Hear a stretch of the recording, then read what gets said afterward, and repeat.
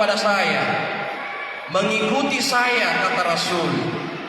Mereka adalah orang-orang yang beruntung di sisi Allah Subhanahu wa ta'ala.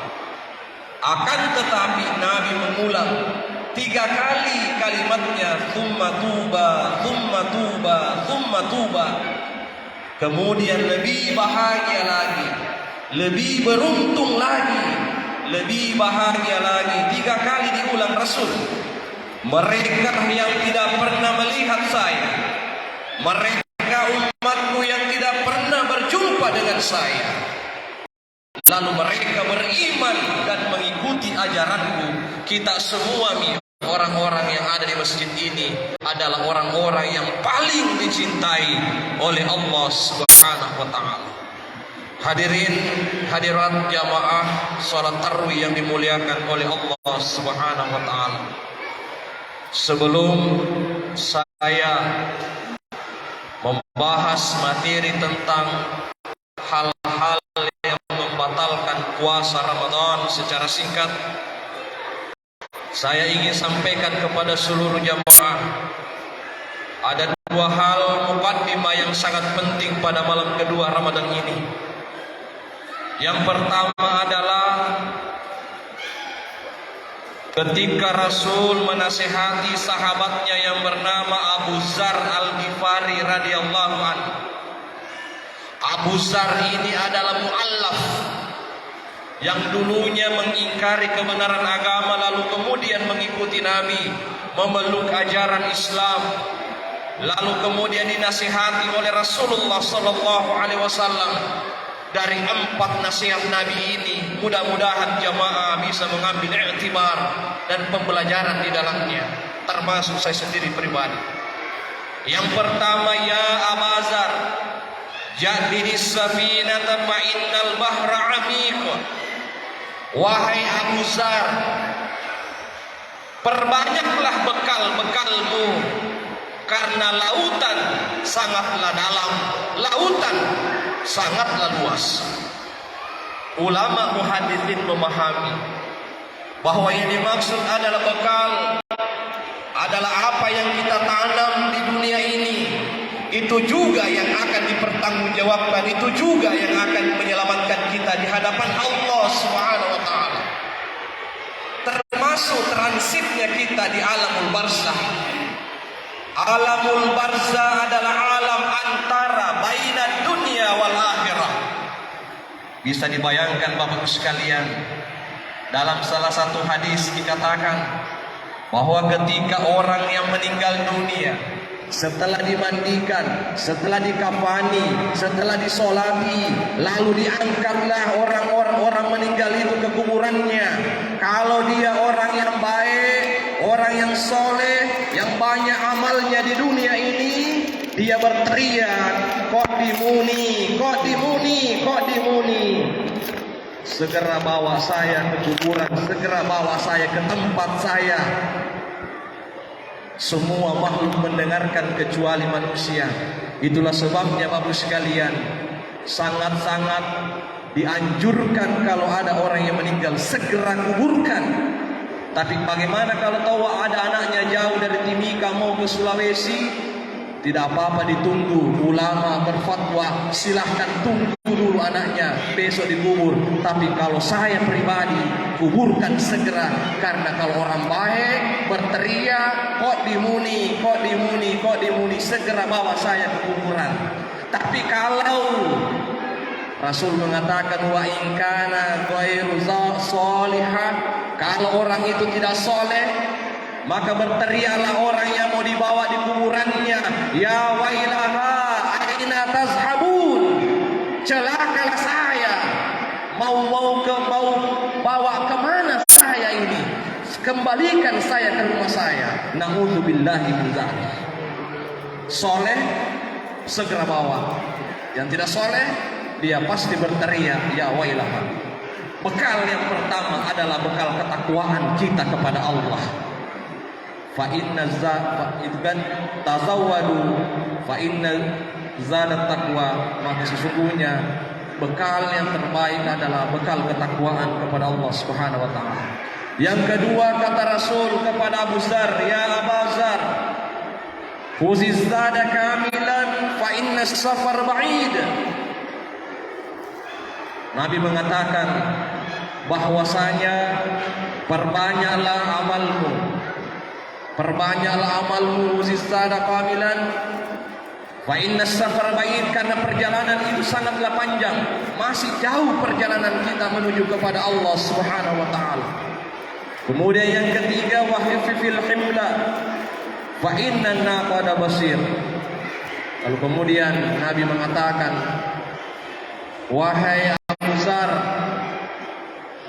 ringankanlah bebanmu, fa inna naqada qumud, ringankanlah bebanmu, karena beban yang paling berat itu di hadapan Allah banyaknya dosa dan kesalahan yang dimiliki manusia. Bisa dibayangkan Bapak sekalian, tidak ada yang bisa menyelamatkan kita di hari kemudian kecuali amal yang kita bawa di dunia ini menuju kepada Allah Subhanahu wa taala. Yang keempat, yang terakhir, wa akhlisil amala fa inna qad basir. Ikhlaslah beramal, karena sesungguhnya Allah sangat teliti melihat hambanya yang ikhlas beramal. Kaum muslimin jamaah taruh yang dimuliakan oleh Allah Subhanahu wa taala. Kemudian selanjutnya yang kedua yang saya ingin sampaikan sekalian, kan di sini banyak juga perempuan. Isra Miraj kemarin bulan Rajab, banyak sekali riwayat-riwayat yang disampaikan Rasulullah tentang wanita. Rasul berpesan kepada kita semua, as-shalah, an-nisa, dua hal inilah yang kita jaga. As-salatu imaduddin, salat adalah tiangnya agama. An-nisa'u biladul imad, perempuan adalah tiangnya negara. Sampai saya sampaikan bahwa saya sahabat dulu ibu-ibu mau semuanya masuk surga ini. Ibu jamaah, 4 yang dikerjakan wanita. Apa kata Rasul? Udkhulil jannata min syi'tin. Silahkan pilih pintu mana saja yang wanita inginkan masuki selama melakukan 4 hal. Idza shalat mar'atu khamsaha, kalau wanita ini menjaga salat 5 waktunya. Wa shamat syahraha, kalau dia menjaga puasa Ramadannya, termasuk utangnya, kodanya yang ditinggalkan tahun 2022 kemarin, bayar utangnya sebelum memasuki Ramadan. Wa hafizat farjaha, yang ketiga adalah menjaga kemaluannya. Dan yang keempat adalah wa ata'at zaujaha, taat kepada suaminya. Saya curiga poin keempat ini. Banyak-banyak orang yang durhaka pada suaminya karena persoalan kurangnya pemahaman tentang ajaran agama Islam. 4 dina kerja orang perempuan, insya Allah Nabi mengatakan silahkan pilih pintu mana saja yang kalian masuk. Yang terakhir yang saya ingin sampaikan pada jamaah, hal-hal yang membatalkan puasa secara singkat. Yang pertama adalah makan dan minum dengan sengaja. Bagaimana kalau lupa Ustaz? Saya sudah makan 1 piring, tiba-tiba langsung ingat. Saya jawab, biar 5 piring dimakan. Kalau lupa, kalau sudah ingat, jangan diteruskan. Jangan minum. Bagaimana kalau pedis? Sabar ki. Nah, biasa bilang pedis. Makan dan minum dengan sengaja, batal puasanya. Kalau tidak sengaja, itu dispensasi dari Allah Subhanahu wa taala. Yang kedua adalah muntah. Muntah dengan sengaja atau tidak sengaja batal puasanya. Ada juga mengatakan kalau tidak sengaja tidak batal. Ya, itu perbedaan-perbedaan yang sangat ya. Kemudian yang ketiga adalah haid, nifas, dan seterusnya. Dan yang paling terpenting adalah sengaja mengeluarkan air mani di siang hari di bulan Ramadan. Dan yang selanjutnya adalah, ini yang paling penting juga, berhubungan suami istri di siang hari. Kadang saya sampaikan di Sulawesi, kalau bulan Syakban, tahan-tahan dulu bapak boti. Makaruba anak-anaknya. Mana tahan pengantin baru. Mau Ramadan, Syakban, Ramadan. Tahan-tahan dulu. Tapi kalau mau laksanakan silakan, tidak ada masalah. Tapi ingat, dosa yang dilakukan di bulan Ramadan ketika berhubungan suami istri nanti lepas dosanya. Kalau sudah melakukan dua hal, namanya kafarah. Yang pertama adalah berpuasa 2 bulan berturut-turut, itu solusinya. Ada sahabat yang datang, ya Rasul, saya ini berhubungan suami istri di siang hari. Nabi mengatakan, celakalah kamu. Bagaimana solusinya ya Rasul? Begitu puasa 2 bulan berturut-turut. Jangankan ya Rasul 1 bulan saja jebol, apalagi 2 bulan. Tidak bisa ya Rasul. Kalau begitu beri makan fakir miskin 60 orang jumlahnya. Sahabat mengatakan, saya miskin ya Rasul. Kalau begitu, ini gandum 1 karung, cari orang yang paling miskin di kampungmu, bagi-bagikan ini gandum. Dia bilang, saya orang yang paling miskin di kampung saya ya Rasul. Lalu Nabi mengatakan, kalau begitu ini gandum kau ambil, masaklah, makanlah bersama keluargamu, maka bebaslah dosamu, lepaslah dosamu dari Allah Subhanahu wa taala. Sebagai kesimpulan, momentum bulan suci Ramadan kali ini, insya Allah mari kita semua menjaga nilai-nilai kualitas ibadah kita kepada semua. Sebelum saya akhiri Bapak sekalian, mari kita melihat Quran surah Maryam ayat 26.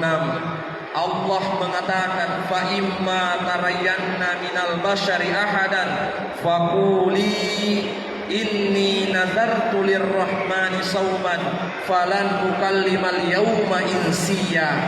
Ini adalah puasanya Siti Maryam, bukan puasa tidak makan dan minum, tapi puasanya Siti Maryam karena Maryam hamil mengandung Nabi Isa alaihissalam. Tidak ada bapaknya, tidak ada suaminya, diejek di dalam satu kampung, semua mengejeknya.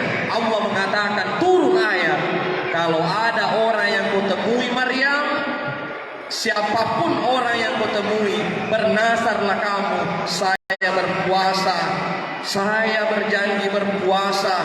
Dan ternyata puasanya Siti Maryam adalah puasa bicara, bukan berarti berbicara dengan bahasa simbol, tetapi berbicara apa adanya, berbicara sesuai dengan kebenaran, dan berbicara dengan apa yang menjadi fakta-fakta yang ada. Yang kedua adalah berpuasa mendengar, bukan berarti kita tidak mendengarkan penggunjingan orang lain, tetapi bagaimana ada informasi itu tidak serta-merta kita sebarkan di media sosial, kita sebarkan kepada khalayak. Telusuri dulu informasinya, telusuri dulu beritanya, baru kamu sebarkan kepada masyarakat.